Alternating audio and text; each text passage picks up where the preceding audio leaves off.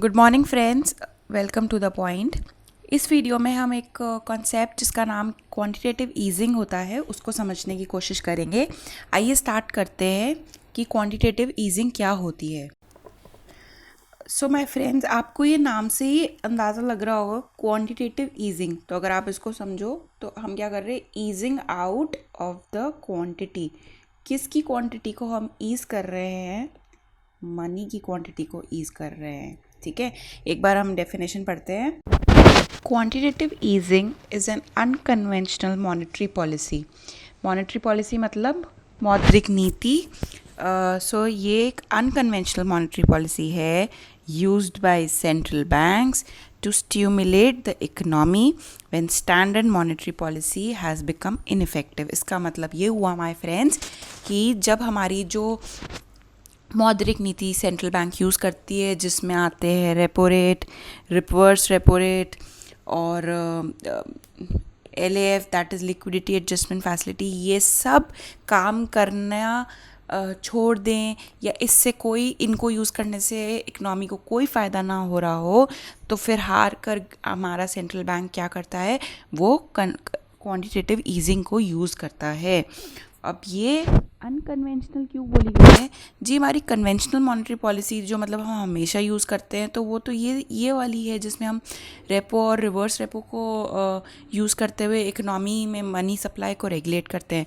ये something out of the box है, इसलिए इसको अनकन्वेंशनल कहा जाता है।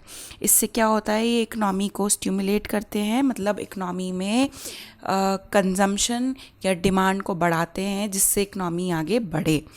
सेंट्रल बैंक इम्प्लीमेंट्स, अच्छा ये हमारा सेंट्रल बैंक इंडिया के केस में एज सबको पता है वो है RBI, US के केस में है फेडरल रिजर्व सिस्टम।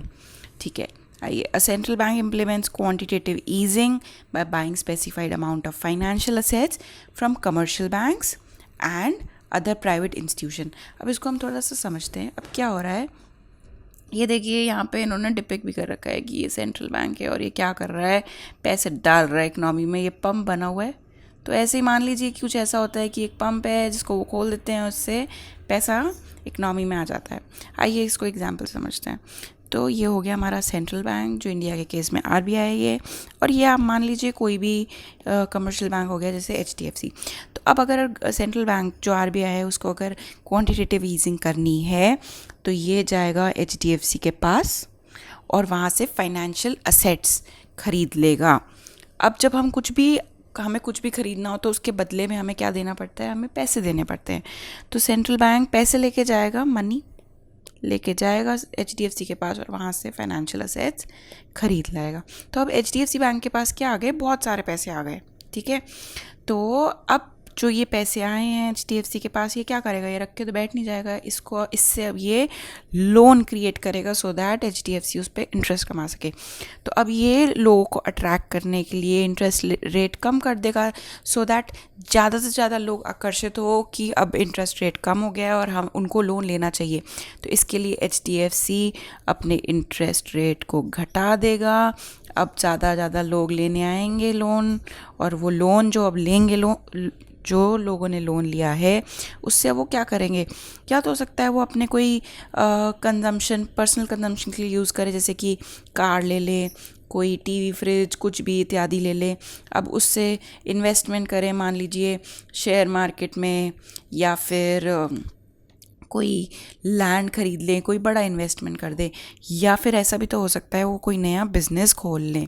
अगर अब वो बिज़नेस खोलते हैं तो अब आप ये देखिए कि उसके लिए वो कुछ मशीनरी खरीदेंगे, मार्केट से जाके लेबर हायर करेंगे, रॉ मटेरियल लाएंगे। तो इसके बाद ये सारी बाइंग प्रैक्टिस हो रही है, जो लोग सामान, ये बिज़नेस खोलने के लिए सामान खरीदा जा रहा है, इसके बदले में क्या दे रहे हैं ये लोग, ये पैसे दे के तो लेंगे। तो अब इकोनॉमी में क्या जा रहा है, इस रूट से बहुत सारे पैसे जा रहे हैं, है ना, बहुत सारा पैसा चला गया मार्केट में, और उससे क्या हो रहा है, इकोनॉमी फिर से रिवाइव हो रही है, इकोनॉमी में डिमांड फिर से उठ रही है। क्योंकि जगह जगह आप देखो ना, डिमांड कैसे यहाँ कार ले लिया, टीवी, फ्रिज, इन्वेस्टमेंट कर लिया तो मतलब लैंड ले लिया, और यहाँ बिज़नेस खोला तो इतनी सारी चीज़ें ली, मशीन, लैंड, रॉ मटेरियल्स, इन सब से इकोनॉमी में फिर से एक नई साइकिल स्टार्ट हो रही है डिमांड की, इंटरेस्ट रेट लोअर होने से।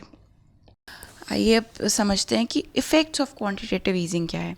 जो प्राइमरी इफ़ेक्ट है क्वांटिटेटिव ईजिंग का वो तो सबको पता ही है कि इससे जो मनी सप्लाई है वो इंक्रीज़ हो जाती है या ईज़ हो जाती है इन द कंट्री, क्योंकि सेंट्रल बैंक ने बहुत सारे पैसे दे दिए थे ना कमर्शियल बैंक को पिछले एग्जाम्पल में, जैसे हमने देखा HDFC बैंक के पास, और उसके पास बहुत सारे पैसे आ गए थे, तो अब वो क्या कर रहा है, बहुत सारे लोगों को लोन दे रहा है इंटरेस्ट रेट लोअर करके।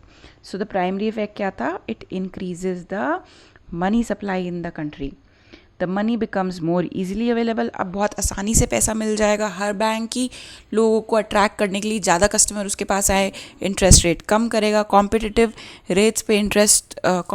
इंटरेस्ट रेट्स पे लोन देगा, so the money gets easily available and in the long term interest rates get reduced. Once the loan become cheaper, more and more people reaches out to take the loans and thus the money supply is increased in the country. एक बार loan सस्ते हो गए, ज़्यादा लोग आकर्षित होंगे loan लेने के लिए. अगर पहले कहाँ वो 1 लाख का लोन लेना चाहते थे, अब वो देख रहे जी ब्याज दरें घट गई हैं इकनॉमी में, तो हो सकता है अब 2 लाख का लोन ले लें, है ना, क्योंकि अब तो इंटरेस्ट रेट कम हो गया है तो कम पैसे चुकाने पड़ेंगे.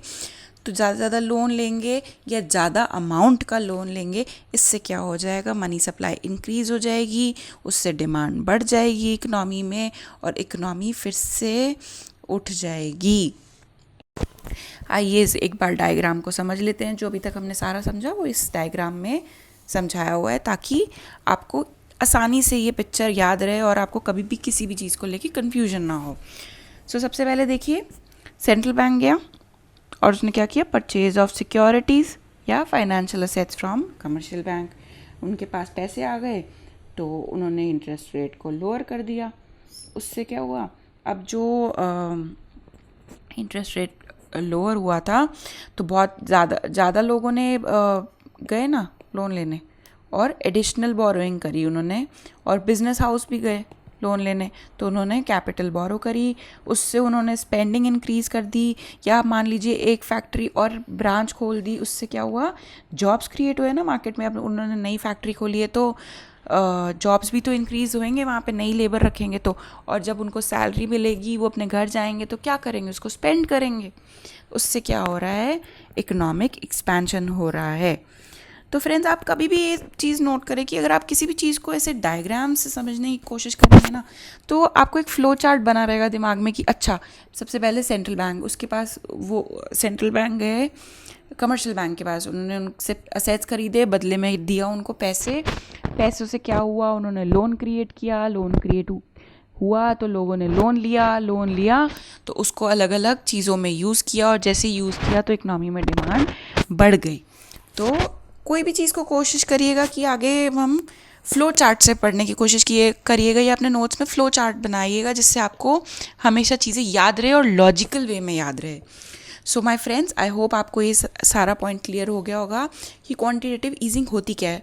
ऑल्सो एक मैं पॉइंट यहाँ ऐड करना चाहूँगी कि अगर आपको याद हो 2008-9 में बहुत बड़े क्राइसिस हुए थे इकनॉमी में, जिसको सब प्राइम लेंडिंग क्राइसिस भी बोलते हैं, और इसकी शुरुआत हुई थी USA, जो कि है हमारा अमेरिका.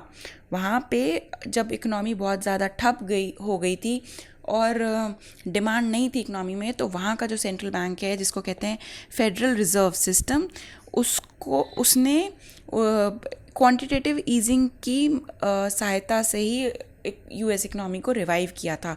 तो उस टाइम काफ़ी पैसा जो सेंट्रल बैंक है वहाँ के, उन्होंने मार्केट में फ्लोट किया था, सो दैट हमारी जो ये US इकनॉमी है ये फिर से ट्रैक पे आ सके और डिमांड बढ़ सके. सो फ्रेंड्स, आज के वीडियो के लिए इतना ही. Thank you so much.